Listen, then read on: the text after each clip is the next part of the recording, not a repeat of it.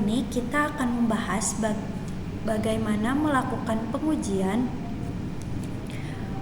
validitas dan reliabilitas dengan SPSS. Pada dasarnya, pengujian ini diwajibkan sebagai salah satu uji kualitas data ketika memang data yang diperoleh melalui sumbernya secara langsung atau bisa kita sebut dengan data primer.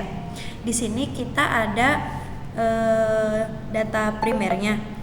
Kita meneliti tentang pengaruh price diskon, bonus pack, dan in-store display terhadap impulse buying, di mana price diskon sebagai variabel independen, bonus pack dan in-store juga sebagai variabel independen, dan variabel dependennya adalah impulse buying. Nah, berikut ada 100 responden yang telah mengisi kuesioner. Nah, di sini saya akan menguji variabel pertama, yaitu variabel pengaruh price diskon. Nah, berikut ada datanya di sini. Nah, untuk memulai menguji dengan SPSS, kita harus copy datanya terlebih dahulu. Nah, bisa dilihat ini data X1-nya. Kita copy saja.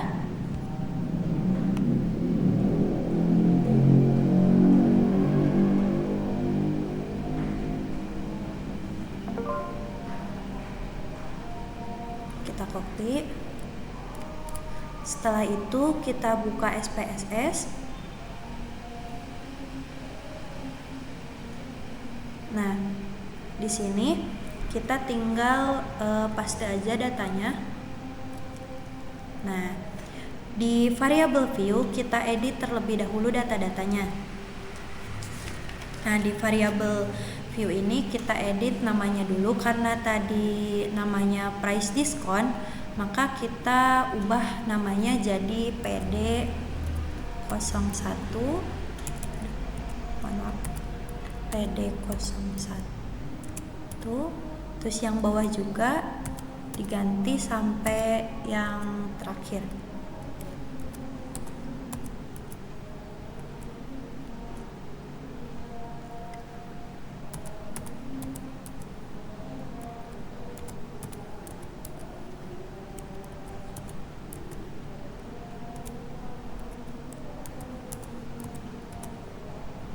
Terus untuk bagian total kita tulis saja PD TTL. Nah, selanjutnya kita ganti dulu ininya, yang bagian ini kita ganti jadi ordinal. Semuanya aja kita ganti jadi ordinal.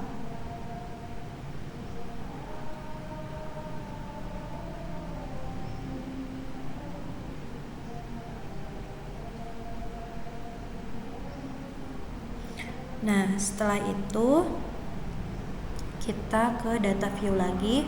Kita lihat, nah di sini variabelnya, nama-nama variabelnya sudah berubah. Oke, selanjutnya kita akan mulai uji validitasnya. Yang pertama klik analyze, lalu klik correlate, bivariate. Nah, di sini ada variabel-variabelnya. Kita pindahkan saja semuanya ke sini.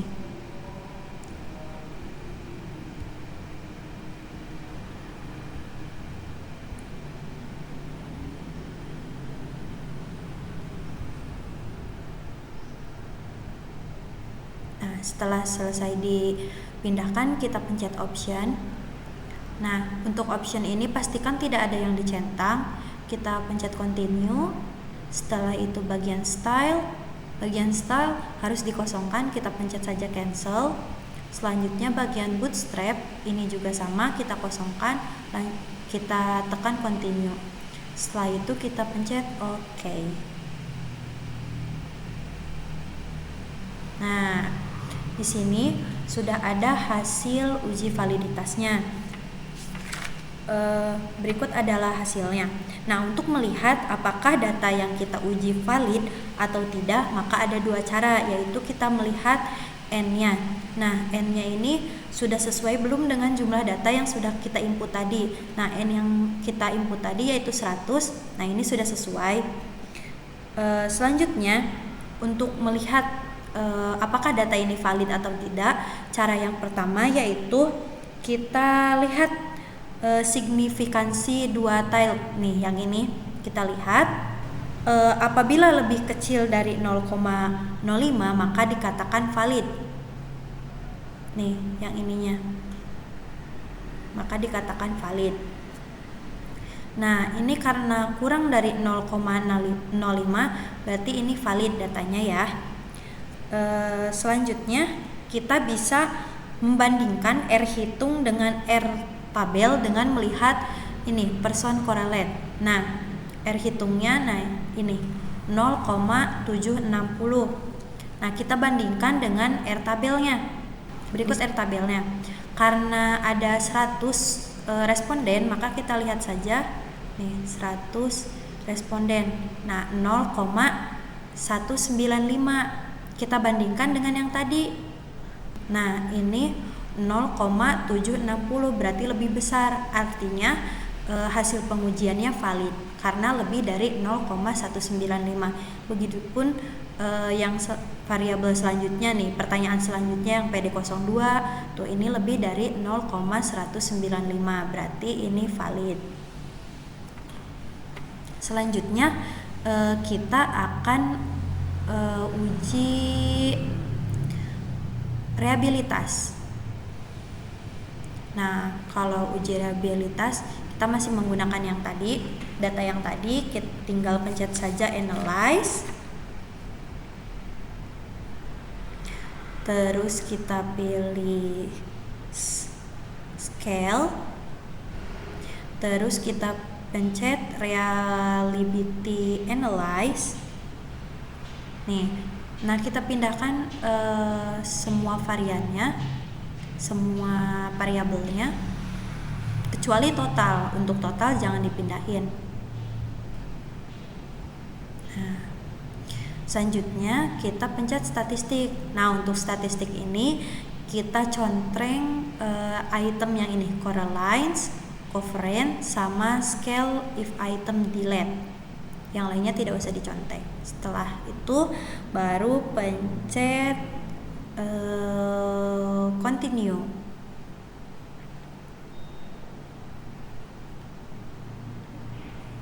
Setelah itu kita pencet OK.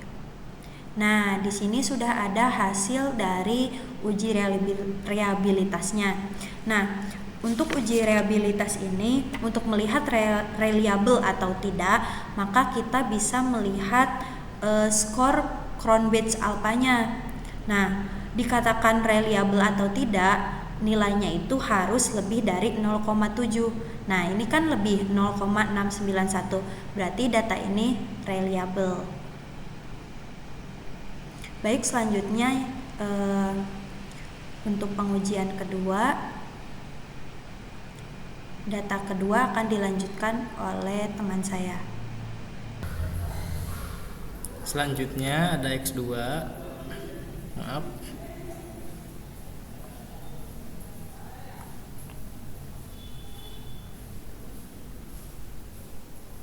Kita copy dulu.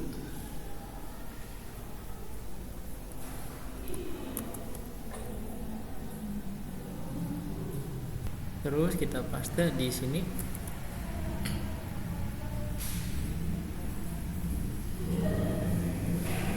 Kita ke variabel view, ganti namanya jadi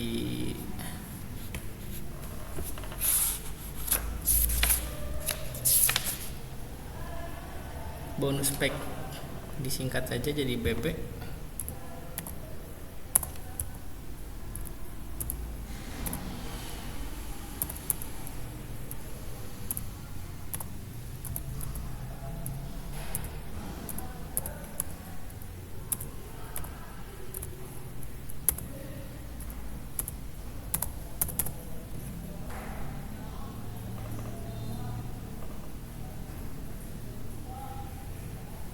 Measure-nya pakai ordinal.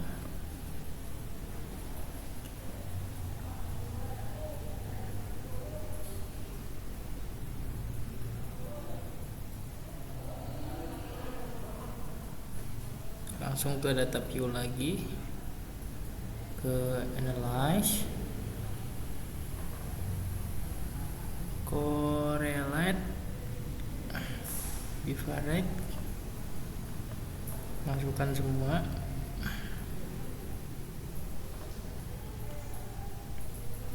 Untuk optionnya kita gini,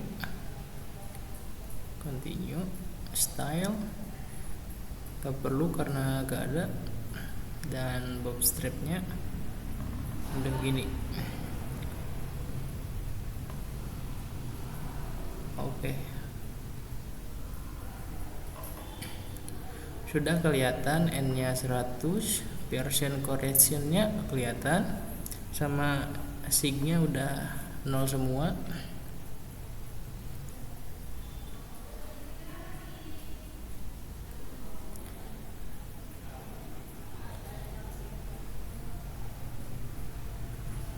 Selanjutnya kita ke analyze,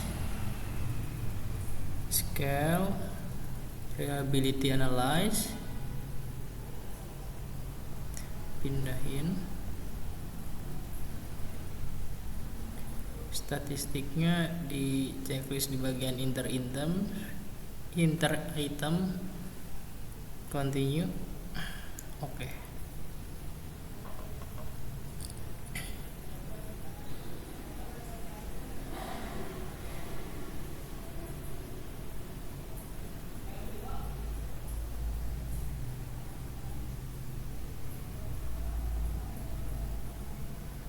Selanjutnya saya akan menjelaskan correlation. N-nya itu 100 dari 100 responden.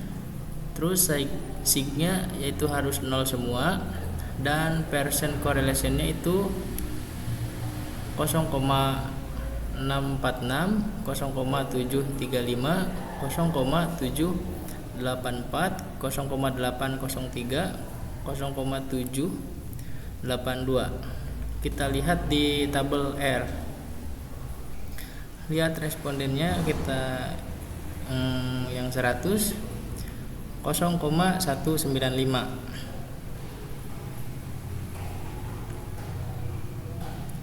Jadi di sini tuh harus lebih besar dari 0,195. Selanjutnya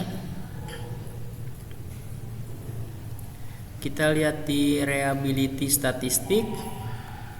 Crown batch alpanya 0,804 dan standar itemnya 0,806. Itu harus lebih dari 0,5.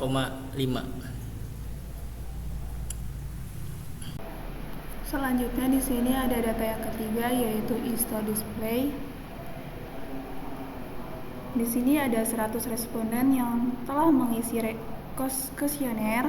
Untuk itu, saya akan menguji variabel ISTO display dengan uji validitas dan uji reliabilitas. Yang pertama, kita copy terlebih dahulu.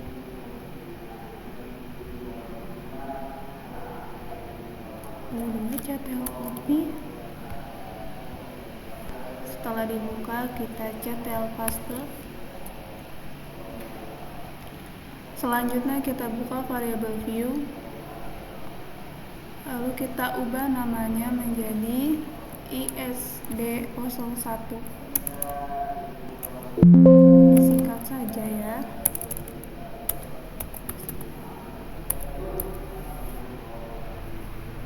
ISD02, ISD03, ISD04, ISD05, ISD06. Untuk ISD yang terakhir diubah menjadi ISD total. Selanjutnya yang measure, oknownya diganti jadi ordinal.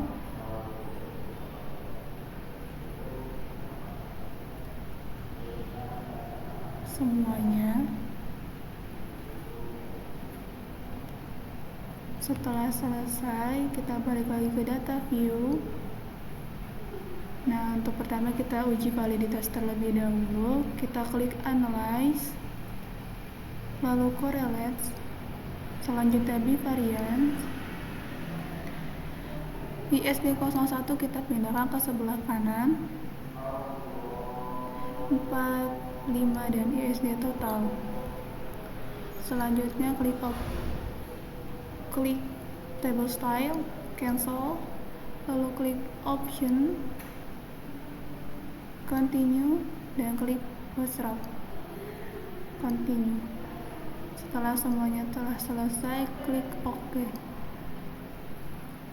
Nah, di sini sudah ada tabelnya correlation. Di sini terdiri dari percent correlation dan seek to tail sama n.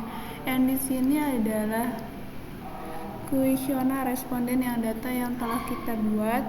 Di sini sudah sesuai, yaitu 100. Untuk seek to tail-nya itu 0,000. Ini sudah sesuai dengan uji validitas dikarenakan lebih kecil dari 0,05. Untuk percent correlation-nya yaitu 0,6114. Untuk lebih jelasnya kita lihat tabel R-nya. Nah, kita respondennya kan 100, jadi kita lihat di sini 100, berarti di sini 0,195 untuk angka di sini. 0,6114 ini lebih besar dari 0,195. Berarti ini sudah sesuai dan sesudah uji validitas. Dari ISD 01 sampai ISD total di sini sudah sesuai dan sudah valid karena melebihi dari 0,195.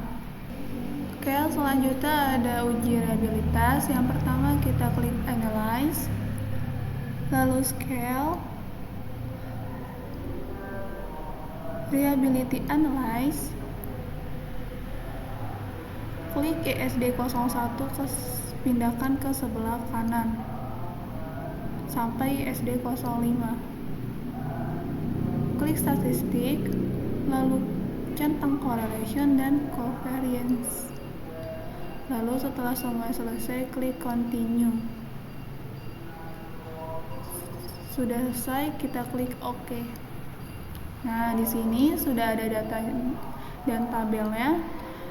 Di sini kita ketahui untuk melihat data realistis atau tidak, maka bisa melihat Cronbach alpha based on standardized item yaitu 0,696. Dikatakan reliable apabila sebesar lebih dari 0,7. Di sini sudah reliable karena melebihi dari angka 0,7 yaitu 0,696. Oleh karena itu, data ini sudah reliable. Di sini saya akan menjelaskan mengenai uji variabel Y yang mempengaruhi variabel X, tadi yaitu impulse buoying. Di sini saya sudah memiliki data ordinal mengenai item pernyataan Y dengan sebanyak 100 responden. Cara yang pertama atau langkah yang pertama yaitu kita blok terlebih dahulu.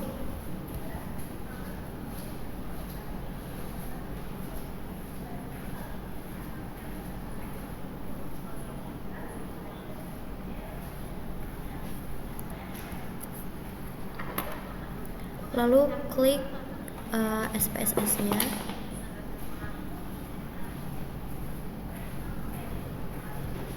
Tinggal di paste. Nah, sudah terdapat data yang tadi di Excel. Lalu ke variable view, kita ganti namanya menjadi IB01, IB02, IB04, IB05, untuk total IB-TTL. Lalu untuk measure kita ganti menjadi ordinal.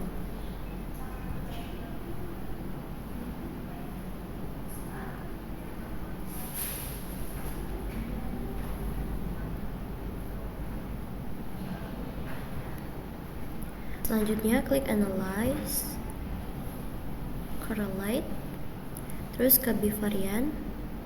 Lalu untuk datanya dipindahkan ke variables. Semuanya kecuali untuk total.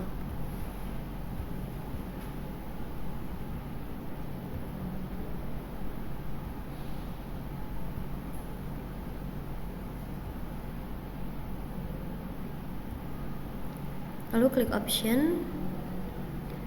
Untuk statistik dipastikan kosong, lalu klik continue dan oke. Nah, berikut ini adalah hasilnya. Nah, maka dari itu kita bisa menilai bahwa datanya valid atau tidak. Cara yang pertama, kita lihat signifikansi total, kita lihat totalnya. Apabila lebih kecil dari 0,05 maka dikatakan valid. Cara yang kedua, kita bisa membandingkan R hitung dan R tabel dengan melihat percent correlation-nya. Di sini percent correlation-nya itu sebanyak 0,268, maka kita bandingkan dengan R tabel di sini sebanyak 0,195. Karena signifikansi totalnya itu lebih kecil dari 0,05, maka data di sini dikatakan valid. Selanjutnya kita akan menguji data reliabilitas. Cara yang pertama, kita ke data view terlebih dahulu, lalu analyze, ke scale, lalu reliability analysis. Datanya kita pindah-pindahkan terlebih dahulu, lalu klik statistik. Untuk correlation dan covariance kita klik centang, dan untuk scale if itemnya juga kita centang, lalu klik continue, lalu oke. Nah, bisa dilihat di sini pada data reliability statistik, Cron batch alpha-nya itu harus lebih dari 0,07. Karena data yang kita uji ini sudah lebih dari 0,07, maka dikatakan reliable. Baik, selanjutnya kita akan menguji data sekunder dengan judul pengaruh financing to deposit ratio dan biaya operasional pendapatan operasional terhadap return on asset pada perusahaan perbankan umum syariah yang terdaftar di Bursa Efek Indonesia periode tahun 2013 sampai 2017. Yang pertama, kita akan menguji normalitas dengan tes Kolmogorov.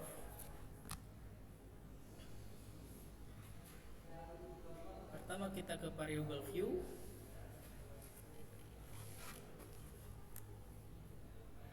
Kita lihat di Excel dulu datanya.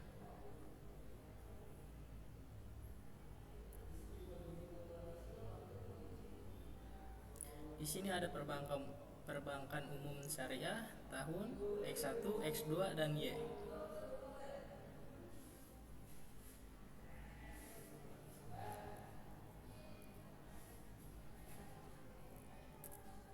PT tahun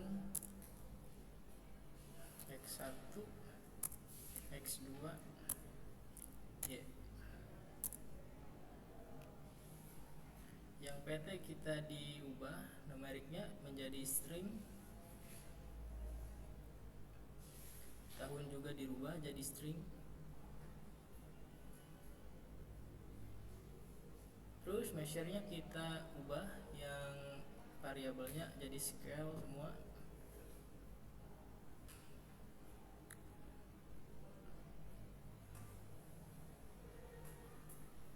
Balik ke data view. Selanjutnya kita ekspor data dari Excel.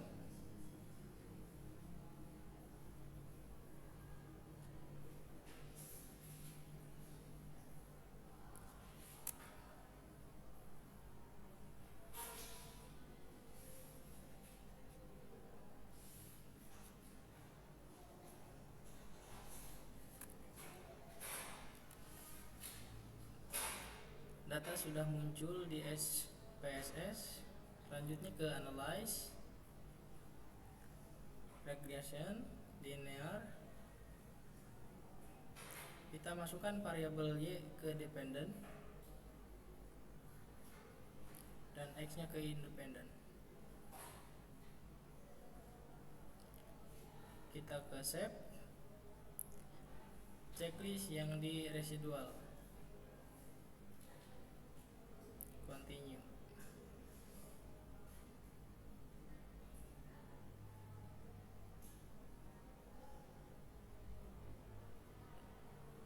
Sudah ada di sini nilai residualnya. Selanjutnya kita ke analyze untuk mencari Kolmogorov non parametric test, legalisi dialog, satu sampel KS. Kita masukkan yang nilai residualnya. Oke.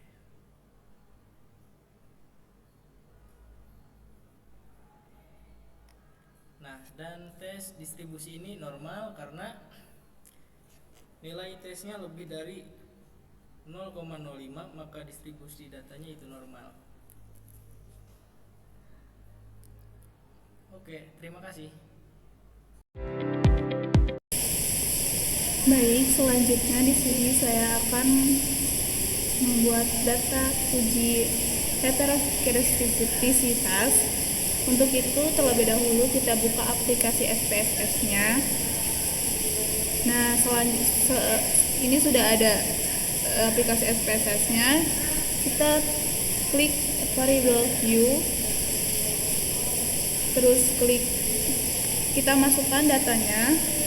Yang pertama ada kode, kedua tahun, ketiga X1, keempat X2, dan yang selanjutnya Y. Pada kode di sini tipenya diganti menjadi string, lalu klik OK. Terus yang tahunnya diganti jadi string juga, lalu klik OK. Selanjutnya di sini ada measure-nya diganti, yang X1-nya skala, yang keduanya skala juga, dan yang ketiganya skala. Setelah semuanya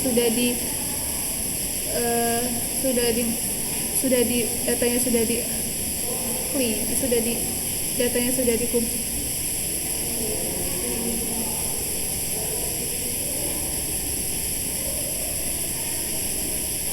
Nah, klik data view, balik lagi. Selanjutnya kita buka Excel.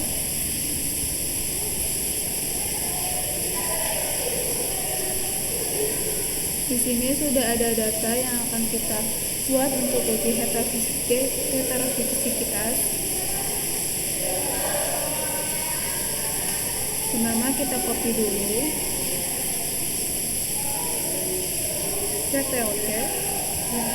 CTL paste. Nah, setelah ini sudah muncul, kita klik analyze, lalu klik regression, setelah itu linear.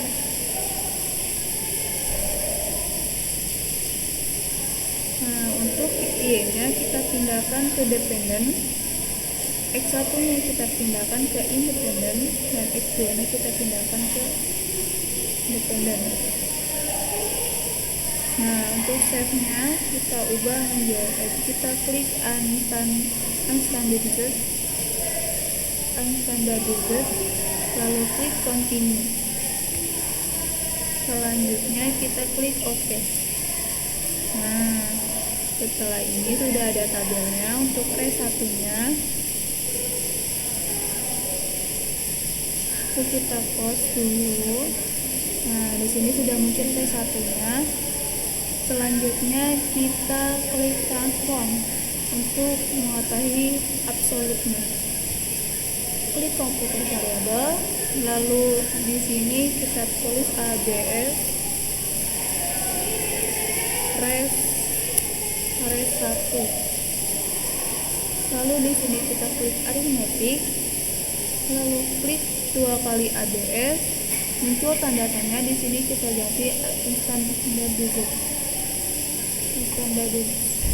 Nah, selanjutnya klik OK. Di sini sudah ada residualnya. Komputer AGS Res sudah ada execute. Lalu kita klik close dulu. Nah, di sini sudah muncul AGS Res-nya. Lanjut saja kita ke analyze, regression, klik linear. Kita reset terlebih dahulu. Lalu di sini kita klik AGS reset ke dependent. Lalu klik X1-nya ke independent, X2-nya ke independent. Lalu klik OK. Nah, kita besarkan. Untuk melihat uji heteroskedastisitas valid atau tidaknya dilihat dari koefisien A. Di sini signya diketahui X1-nya 0,045 dan X2-nya 0,324 karena melebihi dari 0,05, berarti ini sudah normal dan uji heteroskedastisitas sudah sesuai. Baik, selanjutnya kita akan melakukan uji multikolinearitas. Nah, untuk uji multikolinearitasnya berikut adalah datanya. Nah, kita input dulu datanya melalui SPSS. Nah, kita buka variabel view. Setelah itu kita masukkan variabel-variabel yang dimasukkan. Untuk yang tadi itu ada kode, tahun, terus bawahnya X1, X2 dan Y. Nah, untuk type-nya yang bagian kode kita ganti ke string karena bukan nomor, bukan nominal. Selanjutnya ini juga diganti ke string. Oke. Setelah itu untuk bagian measure-nya, untuk bagian variabel X1, X2 dan Y kita ganti ke scale. Kita ganti ke scale. Nah, setelah itu kita buka data view-nya lagi. Nah, di sini sudah berubah kan? Kita input saja data yang ada di Excel tadi. Kita buka dulu Excel-nya. Nah, berikut datanya. Kita copy saja semua datanya dan kita paste nanti di SPSS-nya. Nah, kita paste saja. Nah, berikut datanya sudah ada. Kita lanjut pengujiannya kita akan uji regresi terlebih dahulu. Nah, untuk uji regresi kita pencet analyze regression. Nah, setelah itu kita pencet linear. Nah, kita masukkan variabel-variabelnya. Untuk variabel dependent yaitu Y, kita pindahkan ke sini, dan variabel independentnya yaitu X1 dan X2-nya. Nah, setelah dipindahkan, kita pencet statistik. Nah, di statistik ini kita centang bagian model fit, estimate, sama collinearity diagnostic. Nah, yang ini dicentang. Setelah itu kita pencet continue. Setelah itu oke. Nah, berikut hasilnya sudah muncul. Kita lihat tabel koefisien nilai. Nah, kita lihat dulu nilai tabelnya, tabel nilai koefisiennya. Yang kita harus lihat, yang penting yang harus kita lihat adalah nilai tolerance sama VIF-nya. Jika nilai tolerance-nya lebih besar dari 0,10 dan nilai VIF-nya lebih dari 10, maka tidak terjadi multikolinearitas. Itu merupakan syarat agar suatu data lolos dari uji multikolinearitas. Dan di sini nilai tolerance dan VIF-nya sudah lolos uji, maka data ini lolos uji multikolinearitas.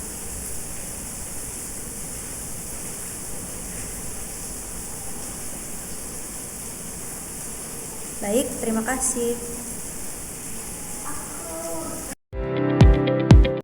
Baik, selanjutnya saya akan menjelaskan mengenai uji autokorelasi pada data sekunder. Nah, di sini kami sudah memiliki data dalam Excel dari tahun 2013 sampai dengan tahun 2017. Langsung saja kita pertama-tama masuk ke dalam aplikasi SPSS-nya terlebih dahulu. Lalu kita ke variable view. Nah, di sini kita tuliskan yang pertama itu kode, lalu tahun, lalu X1. X1-nya itu FDR, untuk X2-nya itu BOPO, dan untuk Y yaitu ROA. Nah, di tipe untuk kode kita ganti menjadi string, lalu oke. Tahun juga kita ganti menjadi string dan oke. Untuk X1, X2 dan Y kita biarkan saja. Di measure kita ubah X1, X2 dan Y nya menjadi scale.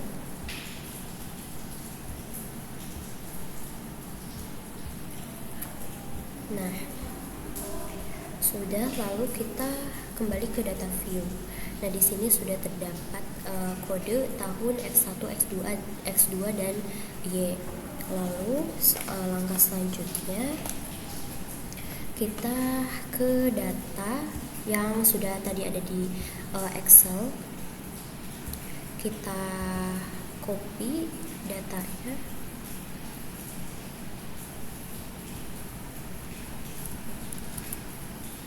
lalu kita paste di sini. Nah, datanya sudah muncul. Lalu pertama kita akan melakukan uji regresi. Caranya yaitu ke analyze, terus ke regression, terus klik yang linear. Nah, untuk dependennya itu kita pindahkan yang Y, dan untuk dependennya itu X1 dan X2.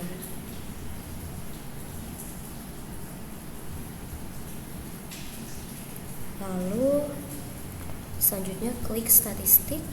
Nah, di sini yang dicentang itu yang estimate, model fit, dan dan Darwin-Watson. Lalu klik continue dan oke. Mohon maaf, dan save.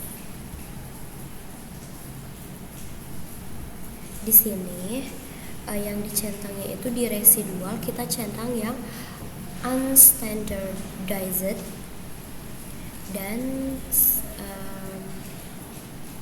continue. Lalu oke. Nah, di sini sudah muncul outputnya.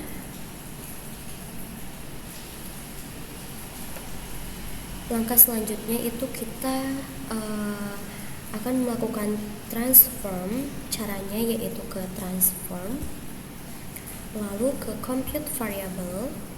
Nah, di sini untuk target variabelnya kita klik reg. Kita klik leg res 1. Lalu untuk numeriknya kita terlebih dahulu klik yang all di function group, kita klik yang all, lalu kita cari yang klik dalam kurung 1. Nah ini, klik double klik ya teman-teman.